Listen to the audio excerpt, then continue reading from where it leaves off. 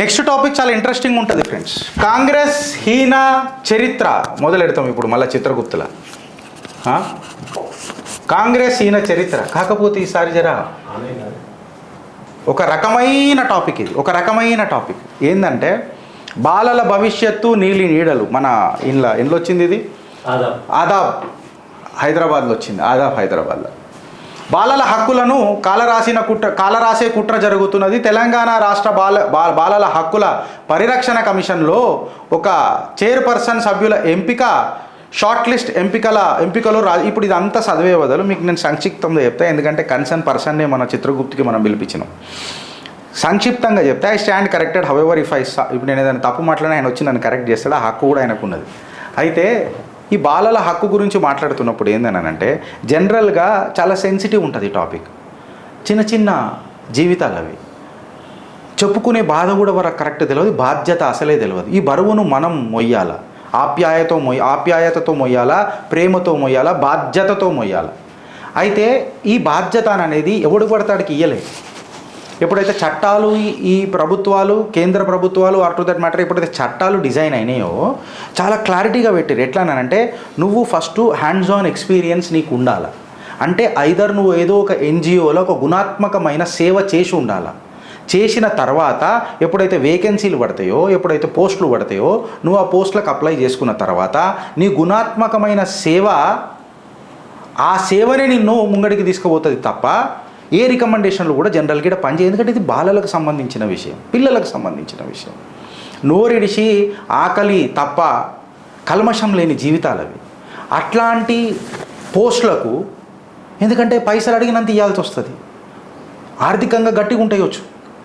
ఇట్లాంటి ఏమంటారు పాలసీలు ఉన్న ఈ డిపార్ట్మెంట్లో ఇవాళ ఏ నోటిఫికేషన్లు లేకుండా ఒక రియల్ ఎస్టేట్ వాళ్ళకు, రియల్టర్లకు, వ్యాపారవేత్తలకు without any prior notice and completely మళ్ళీ ఐ స్టాండ్ కరెక్టెడ్ విత్ సీనన్న. ఇప్పుడు వస్తాడు సీనన్న వితిన్ 5 or 6 secondsలో.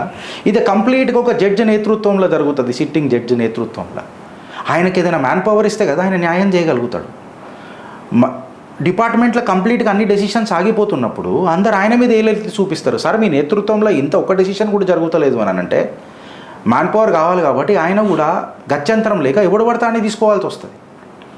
సో ఈ గంభీరమైన ఆరోపణలు ఇన్ డీటెయిల్గా డిస్కస్ చేసుకునేందుకు నేను ఇక టైం వేస్ట్ చేస్తలేను. లెట్ మీ కాల్ మన శ్రీనివాస్ ముద్రాజ్. సీనన్న రావట్ ఇక్కడ రాను, ఇక్కడ సీనన్న నమస్తే. ఆ లైన్ లోపల ఉంటుంది, స్క్రిప్ట్ ఫ్రేమ్లోకి వస్తారు. నమస్తే సీనన్న, థ్యాంక్ యూ సో మచ్. మీరు పొద్దున్నే చెప్పంగానే నాకంటే జల్ది వచ్చి కూర్చొని ఉన్నారు. మిమ్మల్ని దగ్గర ఒక గంట సేపు నేను వెయిట్ చేయించిన, ఐఎమ్ రియలీ సారీ. సో దీని మీద ఏందన్న ఇప్పుడు జరుగుతున్న ఈ నాటకం ఏం చేస్తున్నారు, ఈ కాంగ్రెస్ ప్రభుత్వం ఏం చేస్తున్నది, అసలు రూల్ ఏంది, ప్రొసీజర్ ఏంది, అండ్ ఈ ప్రొసీజర్లా వీళ్ళు చేస్తున్న డీవియేషన్ ఏంది? అందరికీ నమస్కారం. జర డీటెయిల్గా, నేను సంక్షిప్తంగా చెప్పుండొచ్చు, జర మీరు డీటెయిల్గా చెప్పు. అందరికీ నమస్కారం. గిరీష్ గారు, మొట్టమొదటిసారిగా మీకు మనస్ఫూర్తిగా ధన్యవాదాలు తెలియజేస్తా ఉన్నా. మన రాష్ట్రంలో అతిపెద్ద జర్నలిస్టులని కొత్త యూట్యూబ్ ఛానల్ పెట్టుకున్నటువంటి చాలామంది వారికి ఫస్ట్ మీరు చేసేటటువంటి ఈ ప్రయత్నానికి నేను మనస్ఫూర్తిగా ధన్యవాదాలు తెలియజేస్తా ఉన్నా. ఎందుకంటే ఈ ఛానల్స్కి రాజకీయం అంటేనే మొత్తం అయిపోయింది. రాజకీయంతో పాటు ఈ వ్యవస్థలో వైద్యం ఉంటుంది, విద్య ఉంటుంది, పిల్లలు ఉంటారు, మహిళలు ఉంటారు, ఇవన్నీ ఉంటాయనే విషయాన్ని, లేదా అడవులు ఉంటాయనే విషయాన్ని మొట్టమొదటిసారిగా మీ ఛానల్ నేను చూసి చాలా ఆశ్చర్యపోయినా. అందుకోసం మీరు పిలవగానే మీకంటే ముందే రావడానికి చాలా ఉత్సాహంగా ఉన్నా, మీతో మీరు చర్చించుద్దామని. Thank you. ముఖ్యంగా దీని ఎస్సీపీసీఆర్ అంటారన్నా. SCPCR state commission for protection of child rights. దీనికి ఇంకోటి కూడా ఉంటుంది, national commission for protection of child rights. ఈ రెండు కూడా ఒక యాక్ట్ ద్వారా ఏర్పడ్డాయి 2005లో, commission for protection of child rights. దాని ప్రకారము నేషన్ వైడ్గా ఒక కమిషన్ ఉంటుంది. అన్ని స్టేట్లకు కూడా అధికారం ఇచ్చారు, ఎంపవర్ చేసినారు. ప్రతి స్టేట్ కూడా కమిషన్ వేసుకోవాలి. చేసుకొని మనొక తెలంగాణలో తీసుకుంటే 0 to 6 years వాళ్ళే దాదాపు 40 lakhs ఉన్నారు. నోరు లేనటువంటి బాలలు 0 to 6 years. 0 to 6 నేను చెప్తున్నా. నియర్లీ 39 lakhs, 40 lakhs వరకు ఉంటారు. వాళ్ళ యొక్క బాగోగులు ఎవరు చూడాలి? చిల్డ్రన్ అంటే 0 to 6 కాదన్న, 0 to 18 బాలలు అంటాం. వాళ్ళకు వచ్చేటటువంటి ఏ బాధనైనా చేసుకోవాలంటే వాస్తవానికి ఇక్కడ జరిగేటటువంటి ప్రాబ్లం ఏంటంటే నేను ఎప్పుడు బాధపడేది వీళ్ళకు ఓటక్కు లేదు కాబట్టి వీళ్ళని ఎవరు పట్టించుకోవడం ఏమనుకో చాలా బాధిస్తున్నారు. ఎందుకంటే నేను సెంట్రల్ గవర్నమెంట్లో ఒక 5 ఇయర్స్ 29 రాష్ట్రాల్లో 87 జిల్లాల్లో చైల్డ్ ప్రొటెక్షన్ అధ్యయనం చేసిన నేను. ఇది దౌర్భాగ్యం ఏంటంటే సరే నేను కూడా ఒక తెలంగాణ బిడ్డగా ఉద్యమకారుడుగా కొంత ఏదైనా సర్వీస్ చేద్దాం తెలంగాణకి అనుకో నేను కూడా అప్లై చేసుకున్నా వాస్తవానికి. అయితే 445 మంది అప్లై చేసుకుంటే 70 మందిని షార్ట్ లిస్ట్ పిలిచినారని చెప్తున్నారు. అది కూడా 445 మంది అప్లై చేసుకున్నారు. అన్న ఇక్కడ ఒక గొప్ప విషయం ఏంటంటే తన వారికి రావడం కోసము 2 సార్లు నోటిఫికేషన్ వేసిన చరిత్ర ఈ తెలంగాణ రాష్ట్రంలో ఉందని చెప్పడానికి నేను సిగ్గుపడతా ఉన్నా. ఫస్ట్ ఎవరైనా ఇప్పుడు ఇది రెండో నోటిఫికేషన్ కాంగ్రెస్ ఫిబ్రవరిలో ఒక నోటిఫికేషన్ ఇచ్చినారు, అందరు అప్లై చేసినారు. ఇప్పుడు ఎవరికైతే ఇవ్వాలనో వాళ్ళు లేరు కాబట్టి కొత్త నోటిఫికేషన్ వేసుకున్నారు. సరే వేసుకోనియండి, సరే ఎవరు వేసుకున్నా పర్లేదు. ఎవరైతే మంది అప్లై చేసినారో వాళ్ళని షార్ట్ లిస్ట్ చేసి ఆ 445 మందిని పిలిచి ఇంటర్వ్యూ చేసుకుని ఇష్టం వచ్చి ఇచ్చుకున్నా కాకపోతే నువ్వు 200 నోటిఫికేషన్ ఎన్నని చేసుకున్నా మాకు అభ్యంతరం లేకుండే. కానీ అయితే దీంట్లో నేను షార్ట్ లిస్ట్ చేయడానికి సరే వాళ్ళకి అర్హత లేదని అనుకోవచ్చు కొన్ని సందర్భాల్లో. కానీ ఈ షార్ట్లు ఎవరైతే అప్లై చేసుకున్న వారిలలో ఇప్పుడు ప్రజెంట్ చైల్డ్ వెల్ఫేర్ కమిటీ చైర్పర్సన్లుగా పనిచేసే వాళ్ళు కూడా అప్లై చేసుకున్నారు. ఆల్రెడీ ఈ కమిషన్లో ఉన్నటువంటి సభ్యులు కూడా అప్లై చేసుకున్నారు. వాళ్ళకు కూడా నోటిఫికేషన్ ఈ షార్ట్ లిస్ట్లో వాళ్ళ పేరు లేదు. ఎవరైతే చైల్డ్ వెల్ఫేర్ కమిటీలో ఉన్నారో ప్రజెంట్ వాళ్ళు ఆల్రెడీ జడ్జితో నియమించబడ్డవాడు. మరి వాళ్ళైతే ఉండాలి కదంట, ఖచ్చితంగా ఉండాలి. మరి ఇదైతే న్యాయమే కదా. జడ్జితో నియమించబడ్డవాళ్ళు కదా, ప్రజెంట్ దే ఆర్ వర్కింగ్. ఒక్కొక్కరికి 25 సంవత్సరాల ఎక్స్పీరియన్స్ ఉన్నవాళ్ళు వాళ్ళు ఈ చైల్డ్ ప్రొటెక్షన్ మీద. ఆ లాయర్లుగా ఉన్నారు, ఎన్జిఓస్లో ఉన్నారు, వాళ్ళందరూ ఉన్నారు.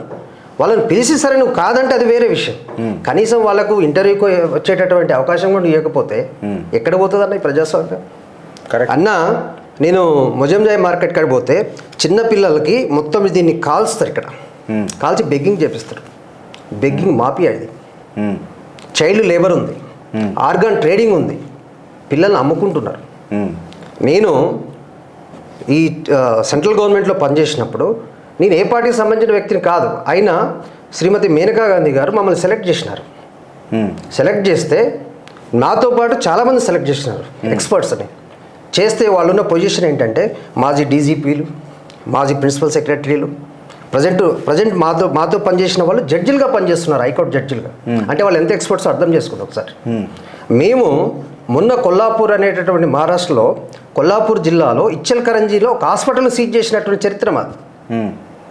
మొన్న మేము ఫిబ్రవరి 25వ తారీఖు మమ్మల్ని కోర్టుకు అటెండ్ కావాల్సి వచ్చింది. మేము లేము యాక్చువల్గా పదవిలో, అయినప్పటికీ మా సొంత ఖర్చులతోని మేము పోయి అటెండ్ అయ్యి స్టేట్మెంట్ ఇచ్చి వచ్చినాం. అది కమిట్మెంట్ అన్న. మీకు ఇంకో విషయం, ఒక ప్రఖ్యాతమైన వ్యక్తి పేరు చెప్పాలి ఇక్కడ నేను. మందా రామచంద్రారెడ్డి గారని మా కారా అని ఒకటి ఉంటుంది, సెంట్రల్ అడాప్షన్ రిసోర్స్ అథారిటీ. దానికి చైర్మన్గా ఉన్నటువంటి వారు 29 రాష్ట్రాలు 87 జిల్లాలు వారికి ఈ ఫ్లైట్ టికెట్లు అవైల్ చేసుకునేటటువంటి ఉన్నా కూడా వాళ్ళు సొంత ఖర్చులతో 87 కేంద్రాలు పర్యవేక్షించి వాటిని అధ్యయనం చేసి వచ్చినటువంటి చరిత్ర, అటువంటి కమిట్మెంట్ ఉన్న వాళ్ళ వ్యక్తులు సొంత ఖర్చులతో గవర్నమెంట్ ఇస్తుంది వాళ్ళకు, కానీ తీసుకోలేదు.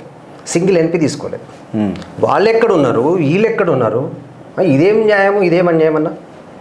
కాబట్టి ఈ పద్ధతి చాలా మారాల్సిన అవసరం ఉంది. నేను మీ యొక్క వేదిక నుంచి ఆనరబుల్ చీఫ్ జస్టిస్కి నేను అప్పీల్ చేస్తూ ఉన్నా, sir please take it as a suo motu cognizance. ఇంతవరకు కేసు వస్తలేదన్నా. ఎవరైతే ఇప్పుడు దీంట్లో ఉన్నటువంటి పేరు రానటువంటి వ్యక్తులు ఉన్నారో వాళ్ళు కోర్టుకు పోయినారు మొన్న. అదే ఏదో సెలబ్రిటీ అయితే 24 గంటల్లో తీర్పులు వస్తాయి. ఇటువంటి కేసు మీద ఇంతవరకు ఫైల్ వస్తలేదు కేసు. దీన్ని ఎక్కడ చెప్పాలి న్యాయం, ఎవరిని అడగాలి? ఇది మా బాధ అన్న ఫస్ట్. కాబట్టి ఈ విషయాన్ని మీరు చేసినందుకు మీకు మనస్ఫూర్తిగా నేను 40 లక్షల మంది విద్యార్థుల తరపు నుంచి, 40 లక్షల మంది పిల్లల తరపు నుంచి మీకు ధన్యవాదాలు తెలియజేస్తాను. చిత్రగుప్తు ఇలా ఎంత న్యాయం చేస్తుందో నాకు తెలియదు, కానీ ధర్మబద్ధంగా ఉన్న సిచ్యువేషన్ ఇది. సో ఖచ్చితంగా ఈ స్లైడు నేను చెప్తున్నా కదా, కంటిన్యూస్గా డైలీ లాస్ట్ స్లైడ్ ఉంటుంది. ఇది మీరు చూడాలన్నా కంటిన్యూస్గా ఉంటుంది. నేను చెప్తానా, నేను ఒక్క విషయం మీకు మళ్ళీ చేసినట్టు ఒక లిస్టు ఆల్రెడీ ఈ ఇంటర్వ్యూలు కాకముందే ఒక లిస్టు మొత్తం వాట్సాప్లో వైరల్ అవుతూ ఉంది. మీరు మీ పేర్లు చెప్తా, ఇప్పుడు ఒక లిస్టు వైరల్ అవుతూ ఉంది. మీరు చూడండి, ఇదే లిస్ట్ వస్తుంది రేపు. వాళ్ళకి ఇంటర్వ్యూ కంప్లీట్ కాలేదు, కోర్టులో కేసు నడుస్తుంది, మళ్ళీ వాళ్ళు వస్తారు. ఇది కంప్లీట్గా రాజకీయ నిరుద్యోగ పునరావాస కేంద్రం అయిపోయింది. ఇది కాంగ్రెస్ రాజకీయ నిరుద్యోగ పునరావాస కేంద్రంగా మారింది. నేను చెప్తా ఉన్నా, సీతా దయాకర్ రెడ్డి గారు చైర్పర్సన్గా కాబోతా ఉన్నారు. మాకు ఇది ఏదో నీరు సృష్టించింది కాదు, వాట్సాప్లో వైరల్ అవుతున్నటువంటి లిస్టు. సీతా దయాకర్ రెడ్డి గారు ఈ చైర్పర్సన్ కాబోతా ఉన్నారు. దేవరకొండకు చెందినటువంటి స్కైలాబ్ నాయక్ గారు మెంబర్ కాబోతా ఉన్నారు. వచన్ కుమార్ గారు మెంబర్ కాబోతా ఉన్నారు. సదాలక్ష్మి గారు మెంబర్ కాబోతా ఉన్నారు. సరిత గారు మెంబర్ కాబోతా ఉన్నారు. వందన గారు మెంబర్ కాబోతా ఉన్నారు. ఆసిఫ్ అహ్మద్ గారు మెంబర్ కాబోతా ఉన్నారు. ఇది నేను చెప్పేది కాదు, మీకు చూపిస్తా వాట్సాప్ గ్రూప్లో. చెప్పండి, ఇలా అర్హత ఎవరు లేదు. అర్హత వీళ్ళు ఎక్కడైనా పనిచేసిన, నేను అదే కోర్టుకు పోయినారు. అదే ఎవరైతే ఈ లిస్ట్ వస్తుంది సార్, ఇది మాకు వాట్సాప్లో వస్తూ ఉంది ఈ లిస్టు, ఇది నిజమా కాదా, ఒకవేళ నిజమైతే వాళ్ళ అర్హత మాకు పెట్టండి అని కోర్టు ముందుకు తీసుకురండి అని కోర్టులో కేసు వేసినారు. ఉన్నా అర్హత కింద ఏమైనా డాక్యుమెంట్స్ తీసుకుంటారు కదా సీనా, ఇవ్వాలి కదా. నేను అనేది అర్హత అనేది 10 సంవత్సరాలు చైల్డ్ ప్రొటెక్షన్ మీద పనిచేసి ఉండాలి వ్యక్తి. నా డౌట్, ఒక సామాన్య సామాన్య పౌరుడు లెక్క అడుగుతున్నా. ఫర్ ఎగ్జాంపుల్ నోటిఫికేషన్ పడ్డది, నేను అప్లై చేసుకుందామని అనుకుంటున్నాను. దానికి ఒక ఎలిజిబిలిటీ క్రైటీరియా, ఎలిజిబిలిటీ అనేది ఎలిజిబిలిటీ క్రైటీరియా, అన్ని సబ్మిట్ చేయాలి. చేస్తాం. ఆ సబ్మిట్ చేసిన డాక్యుమెంట్స్ ఉంటాయి. సపోజ్ నేనేమంటా అంటే వీళ్ళ ఆర్టీఏ వేసి తీపించుకుందాం మనం. ఇలా అర్హత ఏముందో మొత్తం ఆండ బయట పడుతుంది కదా. అదే మేము ఏమంటున్నారు అంటే, మాకు ఇప్పుడు ఎవరైతే, నేనైతే యాక్చువల్ కోర్టుకు పోలేదు, కానీ నాకు తెలిసినటువంటి మిత్రులు ముఖ్యంగా నల్గొండ CWC అంటే చైల్డ్ వెల్ఫేర్ కమిటీ చైర్మన్ వెళ్ళారు. అందులో ఉన్న ఒక మెంబర్ కూడా కోర్టులో ఫైల్ చేసినారు. వారి ప్రకారం ఏంటి అంటే, వీళ్ళకి ఎటువంటి అర్హత లేదు, ఓన్లీ వీళ్ళు ఎమ్మెల్యేలుగా టికెట్లు అడిగినారు, టికెట్లు ఇవ్వలేదు కాబట్టి ఇక్కడ ఇస్తున్నాం, ఇది ఒకటే అర్హత. ఖచ్చితంగా నేను ఆ ఫైల్ కూడా మేము కూడా దాంట్లో చదువుతా ఫ్రెండ్స్. ఖచ్చితంగా ఈ పిటిషన్ ఏందో నేను హైకోర్టులో చూస్తా. దీన్ని మనం చిత్రగుప్తులు ఇంకా డీకోడ్ చేద్దాం. సీనన్ అన్న మాట మాత్రం వాస్తవం. ఏంటంటే ఓటు హక్కు లేదు కదా అని చెప్పి నువ్వు బాలలను బాధ్యత లేకుండా వ్యవహరిస్తావా అనే టాపిక్ ఏదైతే ఉన్నదో ఇది అబ్సల్యూట్గా కరెక్ట్. అంటే ఓటు హక్కు వచ్చినాకనే నువ్వు అనేది అయితే, ఓటు హక్కు వచ్చినాక కూడా వాళ్ళని ఏం పట్టించుకుంటారు కానీ అయితే పట్టించుకుంటారు కానీ. సో ఖచ్చితంగా నేను ఇప్పుడు ఏమంటున్నా అంటే, ఈ స్లైడ్ రన్ చేసే కంటే ముందు నేను ఆ అఫిడవిట్ ఏదో చదువుతా. అలా ఎలిజిబిలిటీ క్రైటీరియా ఖచ్చితంగా అఫిడవిట్ వాళ్ళు పెట్టుంటారు, లేకపోతే పెట్టంది కోర్టు కూడా అది యాక్సెప్ట్ చేయదు. అబ్సల్యూట్గా దీన్ని మనము ఇప్పుడు ఏదో సూమోటో కాగ్నిజెన్స్ లెక్క తీసుకోవాలని చెప్పి ఇది వాదన ఉన్నదో ఈ సభ్యులది, నాకు ఇలా జస్టిఫైడ్ అనిపిస్తున్నది. Maybe I'm not here to deliver my own perceptions, but at the end of the day it is a problem and we need to find drill a solution.